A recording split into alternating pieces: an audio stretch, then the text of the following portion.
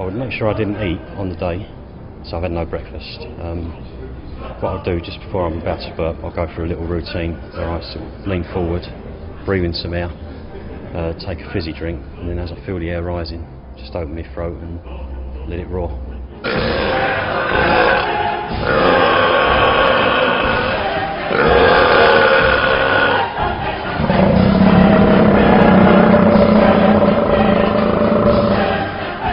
He trains a lot, and I think it's all about getting the right amount of liquid into his stomach and the right amount of gas pressure build-up. I mean, I think it takes a lot of time. I don't think anyone could just walk in and attempt to break his record.